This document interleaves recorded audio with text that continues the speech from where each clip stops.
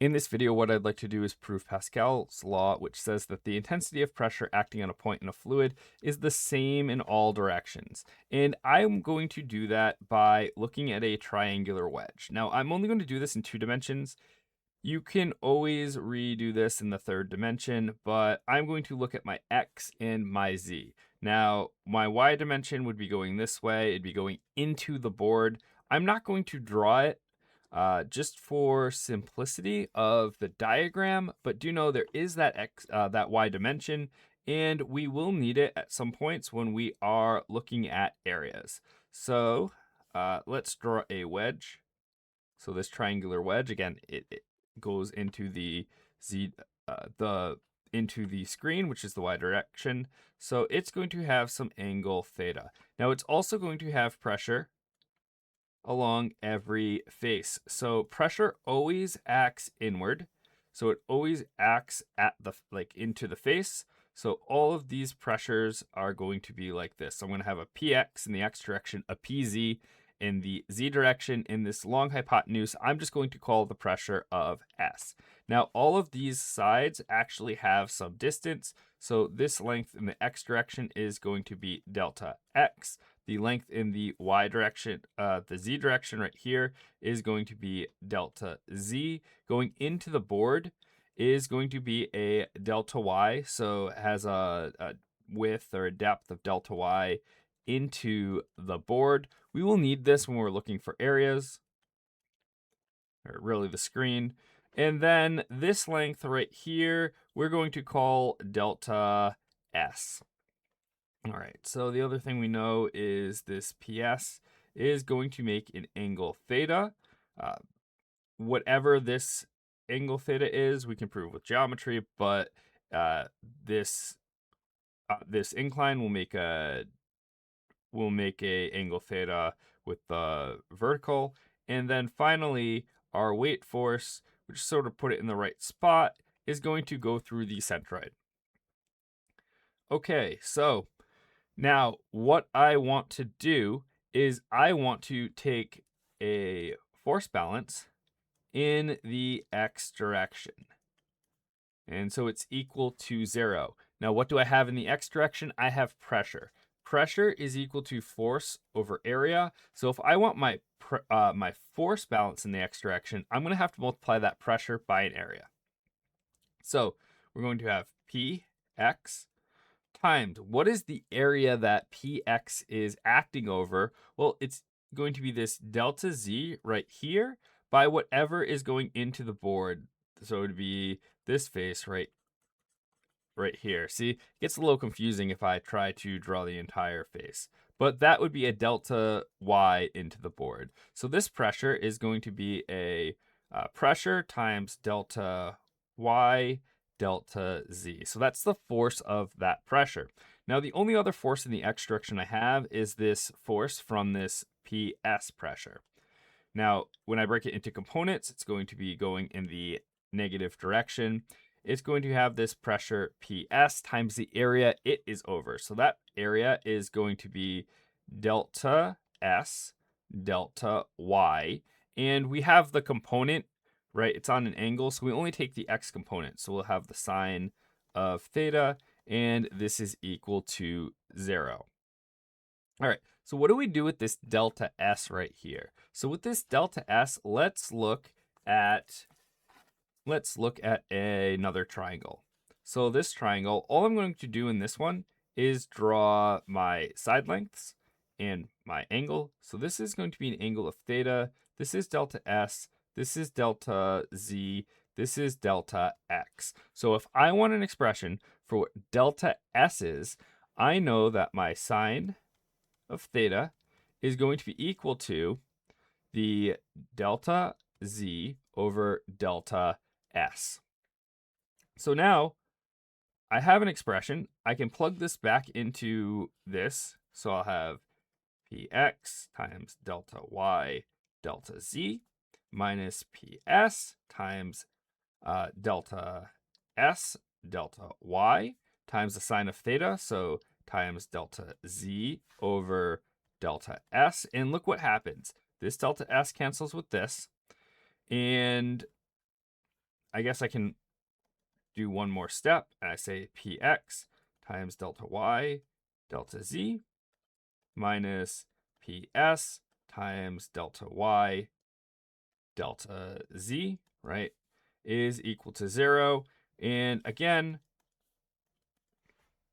all of those delta y's and delta z's cancel, so I get that px, and I'll write it to the side so I don't run out of room, but I get that px is equal to ps.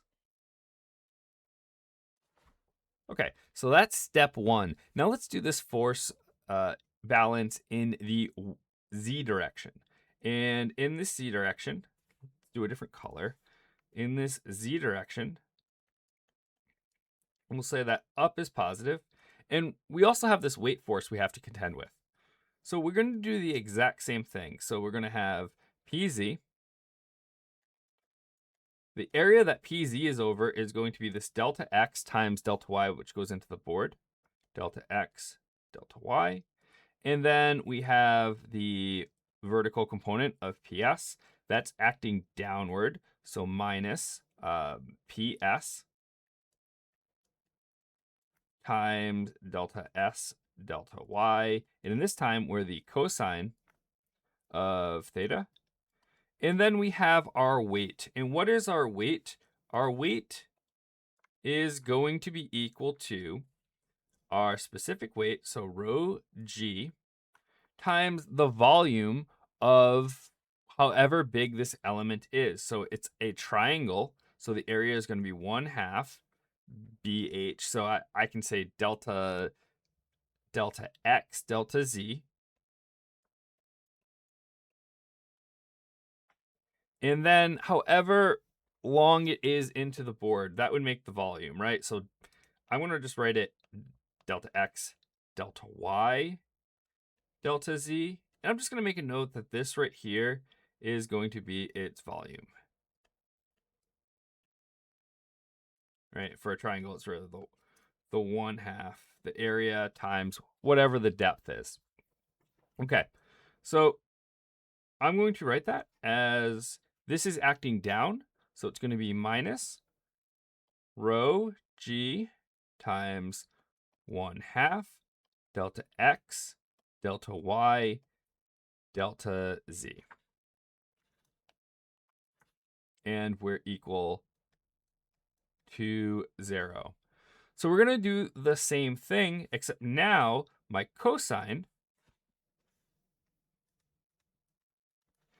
is going to be equal to delta x over delta s. So we're going to substitute that in right here. So we'll have, I'll write the whole thing, my pressure in the z direction minus this ps delta s delta y times delta x over delta s. And then we have my weight term.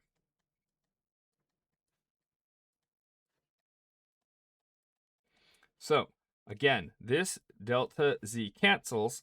And then what are we left with? So we can't just say that the pressure is equal to,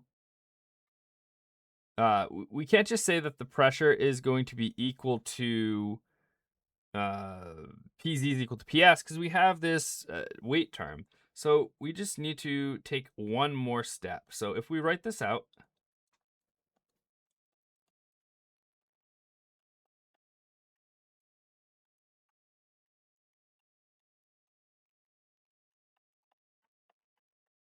delta z, we notice that each term has this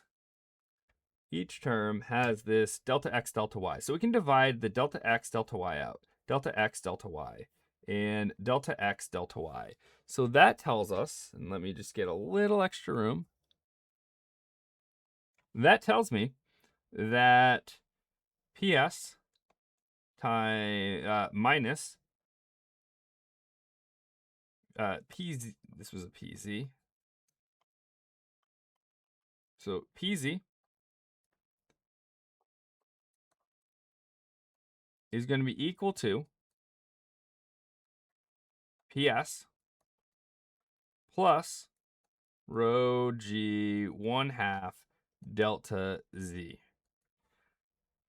So it doesn't look like right now that all my pressures are the same, but we have this volume. So let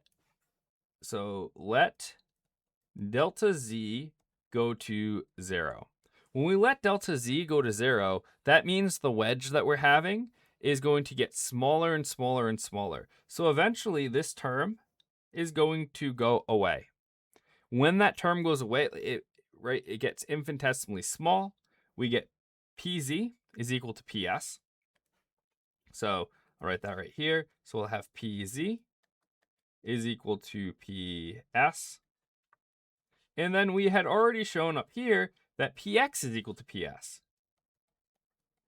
So we just proved that the pressure on all of our faces is the same when we're at a point, right? And that's what